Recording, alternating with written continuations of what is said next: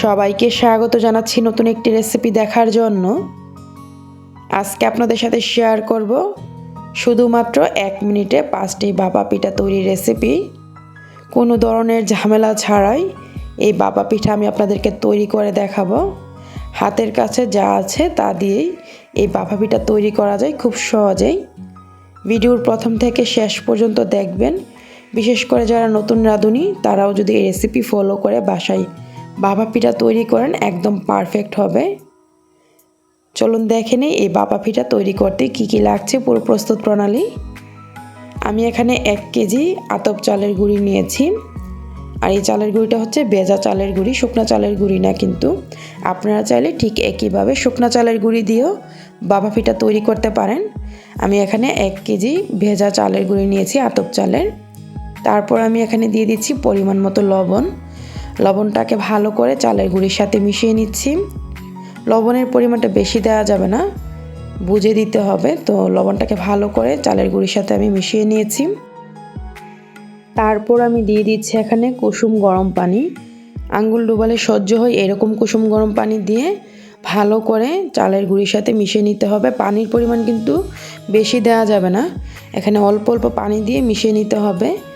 আমার এখানে 250 ml কুসুম গরম পানি লেগেছে। যেহেতু ভেজা চালের গুঁড়ি তাই পানির পরিমাণটা কম লেগেছে। যদি শুকনো চালের গুঁড়ি হয় তাহলে কিন্তু পানির পরিমাণটা বেশি লাগবে। পানিটাকে ভালো করে আমি মিশিয়ে নিয়েছি। আর যখন এরকম গুঁড়িটা হাতে মুষ্টি করলে শক্ত জমাট বেঁধে যাবে, বুঝতে হবে এটাই পারফেক্ট। এভাবে আমি রাখছি, তারপরও কিন্তু ভেঙে যাচ্ছে না, কিন্তু হাত দিয়ে ভাঙলে জুড়ি জুড়ি হয়ে যাচ্ছে। তো এটাই হচ্ছে পারফেক্ট। তো এখন আমি একটা মিক্সিং বলে এরকম একটা ছাঁকনি নিয়েছি। ছাঁকনির সাহায্যে আমি চেলে নিব গুঁড়িগুলোকে। তো অল্প অল্প গুঁড়ি দিয়ে চেলে নিচ্ছি। এরকম ছাঁকনি দিয়ে চেলে নিলে একটু সময় বেশি লাগে।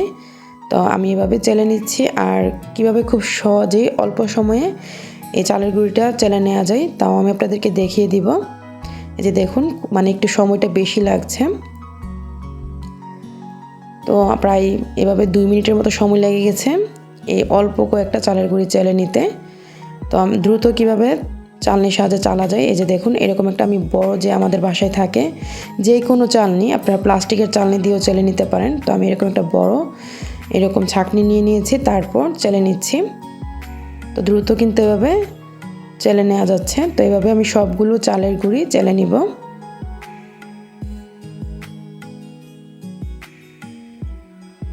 আর এই যে দেখুন চালের গুঁড়িগুলো কিন্তু আমাদের চেলে নেওয়া হয়ে গিয়েছে। তো এরকম ছোট ছোট দানার ভাপা পিঠা খেতে কিন্তু বেশি ভালো লাগে। তো আমি এরকম ছোট দানার ভাপা পিঠাটাই পছন্দ করি, তাই এইভাবে ছোট দানাটাই আমি চেলে নিয়েছি। এখন আমাদের লাগবে এখানে নারকেল কুচি। আমি এরকম লম্বা লম্বা করে নারকেল কুচি করে নিয়েছি।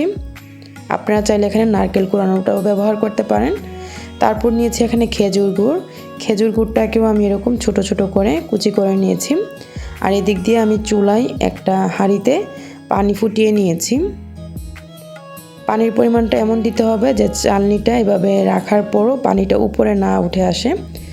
তো আমি এরকম একটা ছাঁকনি দিয়ে দিলাম। আর এখানে আমি এরকম একটা, আমরা যে ডাল বাড়ার জন্য যে চামচগুলো ব্যবহার করি, এরকম একটা চামচ নিলেই হবে।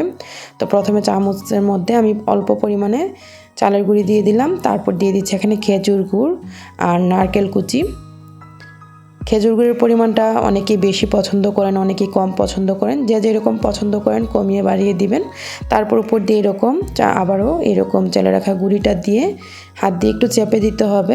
একদম বেশি চেপে দেওয়ার প্রয়োজন নেই, হালকা হাতে চেপে দিলেই হবে। তারপর যে আমরা গরম পানির উপর যে ছাঁকনিটা রেখেছিলাম সেই ছাঁকনিতে এভাবে সরাসরি দিয়ে দিলেই হবে, ভেঙে যাবে না।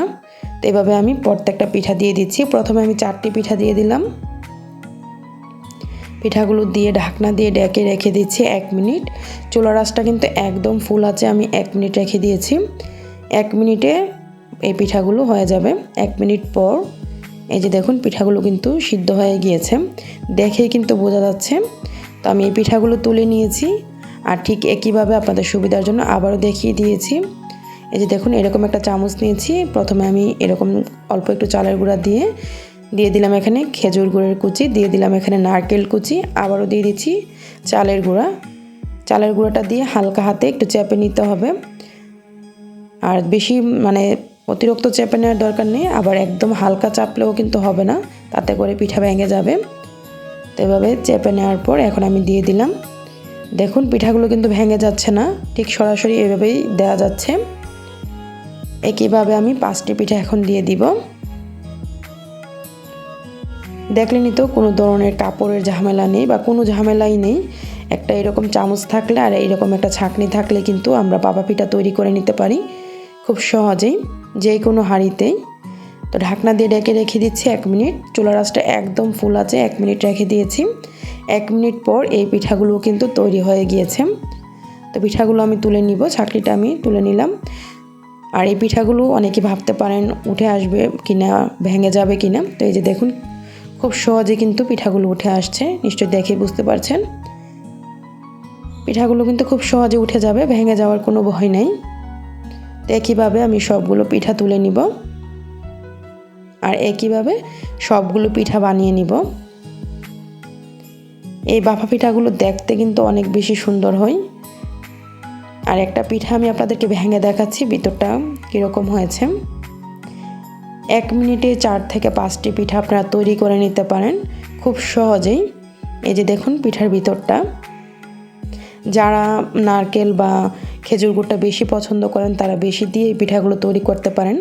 আমার বাসায় অনেকে কম দিয়ে পছন্দ করে, তাদের জন্য আমি কম দিয়ে বানিয়েছি। আবার যারা বেশি পছন্দ করে তাদের জন্য বেশি করে নারকেল এবং খেজুর গুড় বেশি করে দিয়ে বানিয়েছি। আশা করি আমার আজকের এই ভাপা পিঠা তৈরির রেসিপিটি আপনাদের কাছে সহজ এবং ভালো লেগেছে। রেসিপিটি যদি ভালো লাগে লাইক, কমেন্ট, শেয়ার দিতে ভুলবেন না। আজকের এই রেসিপিটি দেখার জন্য আপনাদের সবাইকে অসংখ্য ধন্যবাদ। সবাই ভালো থাকবেন, আমার জন্য দোয়া করবেন।